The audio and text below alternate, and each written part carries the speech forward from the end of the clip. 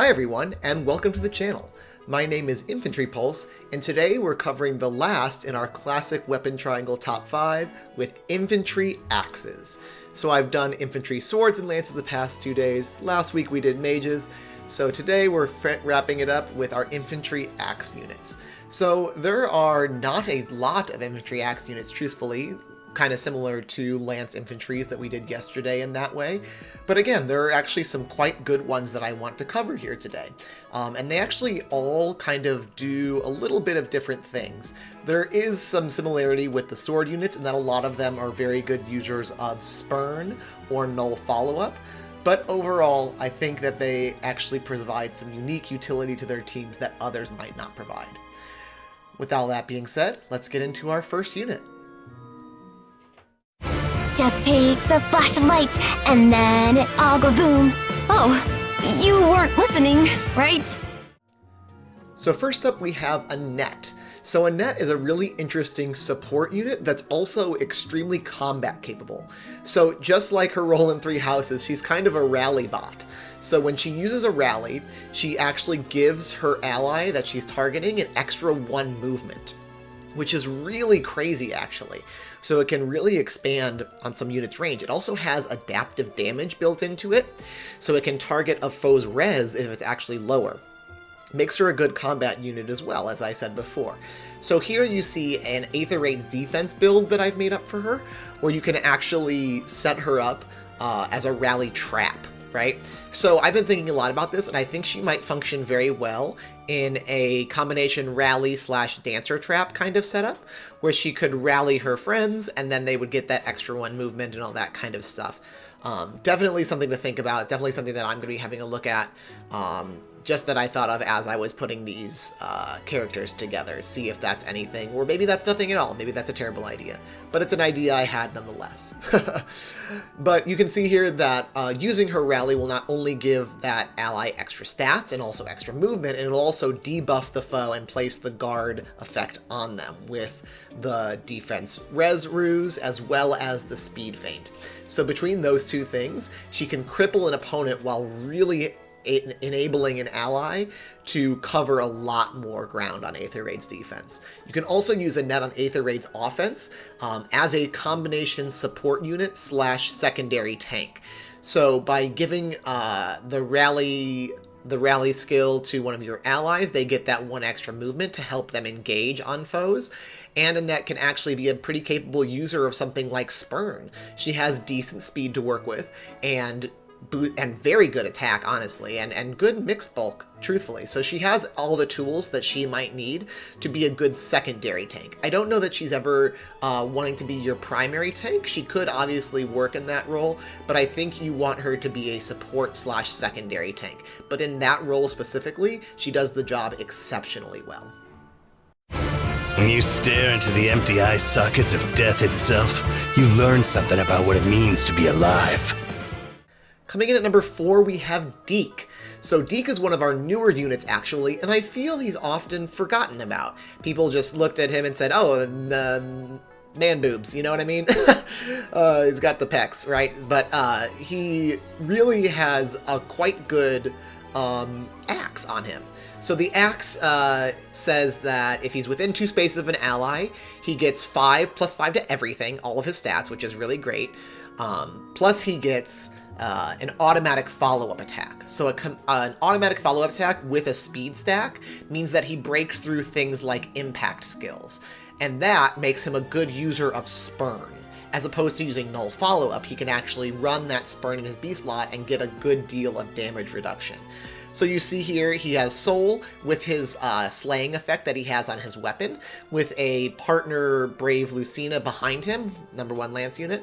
With his partner Brave Lucina behind him, he can fire off that Soul with every combat. If you don't like that kind of strategy, you want him to be more independent, you can always run Noontime instead, right? So then he would still fire off a healing special every single combat. With Spurn, that's also going to be doing 5 extra damage if he is falling into that Spurn range, right? So he is a very, very strong and capable tank. That follow-up in his weapon is not to be underestimated for sure, and being able to use Spurn effectively in his B slot makes him, honestly, a very underestimated unit.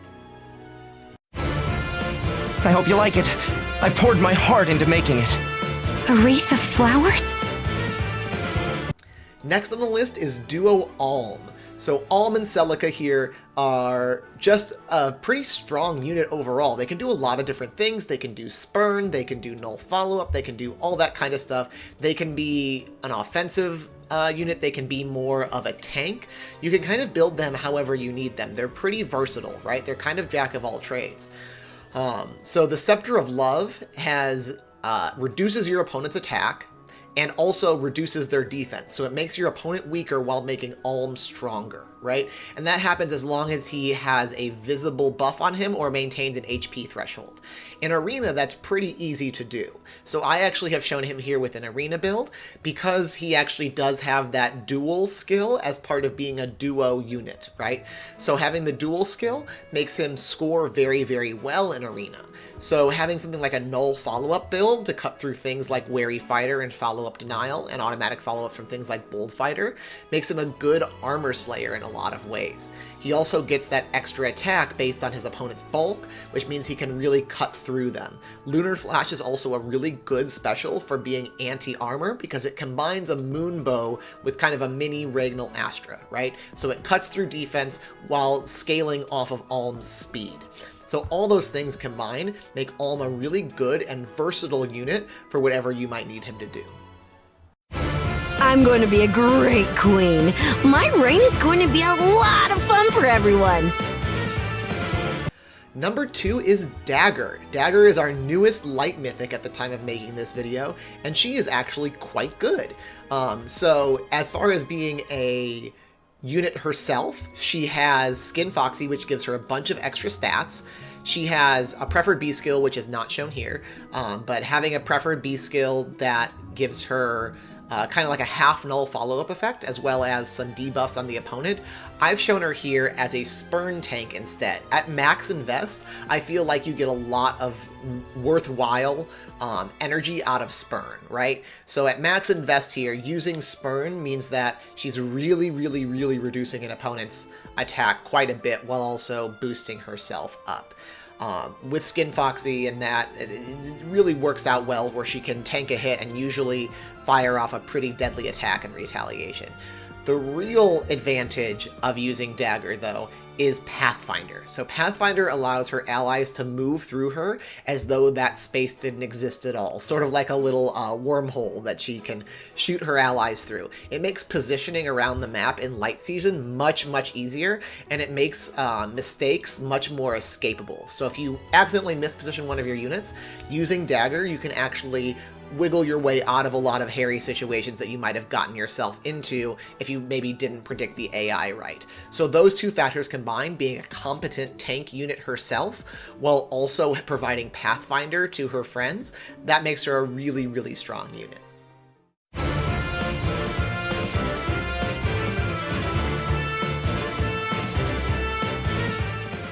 So now we're going to get into some honorable mentions, and first up is Ocean. So Ocean is an interesting unit because he has a slaying weapon, but it's also a conditional distant counter. So as long as he's above 50% HP, he actually gets distant counter on his weapon. So that is a kind of a boon and bane in a lot of ways. So here you see he's got a soul set on him. So again, running Brave Lucina behind him. If you don't want to run Brave Lucina, then you can run Noontime instead. But doing this set allows him to open up his A slot. So putting Mirror Stance, which he actually comes with naturally, is actually a pretty good skill for him. So using a null follow-up set like this, he can very often stay above that 50% HP threshold. So by stacking things like his attack and res and speed, all these things combined, means that he's often making follow-ups, often firing off that soul, and living a lot of these engagements, right? So overall, that's a pretty good thing.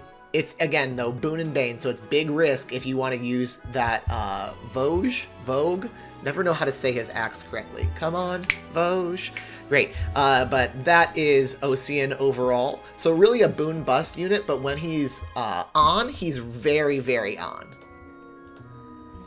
Next up we have Edelgard. So this is OG Edelgard, the infantry version, the only infantry version we have. And she is a very good Gale Force unit. She has a slaying weapon that comes with an automatic follow-up built into it. She has a very high attack stat, as you see here, so it makes her a good user of Heavy Blade. And here I've shown Heavy Blade 4. Heavy Blade 3 might actually be preferable because you want to make sure you get those 2 shots off, and the 5 extra damage from Heavy Blade might be too much in some scenarios. Either way, I've included Heavy Blade 4 here, just in case that extra 5 damage is necessary to get through your opponents. So being a relatively high HP unit with a good investment, she can infantry pulse her allies, and this is meant to be used with kind of maybe a Lin Force team, for example, or just another Gale Force team that can set up. Reagan Force is also a really good option where you go in with Reagan, you move her onto a bolt trap so then she gets in Wings of Mercy range and becomes your beacon for the rest of the fight. Those are really great strategies in the Astra season to set up your Gale Force. And finally, in our honorable mentions, we have Ninja Hannah. So it seemed like I couldn't talk about Axe Infantry units without talking about Ninja Hannah. Ninja Hannah is a Grail unit that scores 180 BST, so she is a quite good Grail unit for being infantry. Unfortunately, she does not come with a preferred weapon, so here I've shown Deck Swabber, which is often the go-to inheritable axe, right? So there are other options for your axe. Plagian axe comes to mind. Springy axe is also an option.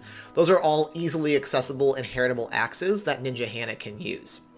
This is an arena build for her because of that BST score. She can also operate as an Aether Raids tank. I don't think she's as good at that, though. I think her real advantage is being a stat stick. And because of that, she will become outdated very quickly, and this video will age poorly in that aspect. But right now, she is a quite good arena scoring unit, and good as part of a water core because of the advantages that she has over the water legendaries. First, my father's gear, and now this. Why do I need to change clothes? And finally, our #1 Axe Infantry unit, probably to no one's surprise, is Brave Resplendent Ike. Yes, he has 2 qualifiers because they decided to give him a Resplendent, and I don't know why. He was doing fine. But because of that Resplendent, he now has a boatload of extra stats. So here I've shown a Null follow-up build. I think the Null C Disrupt build is getting better with the advent of more and more people using Flash on their defense teams, but I think that Null Follow-Up Speed Bike is actually quite a good build at the end of the day, and definitely worth some consideration.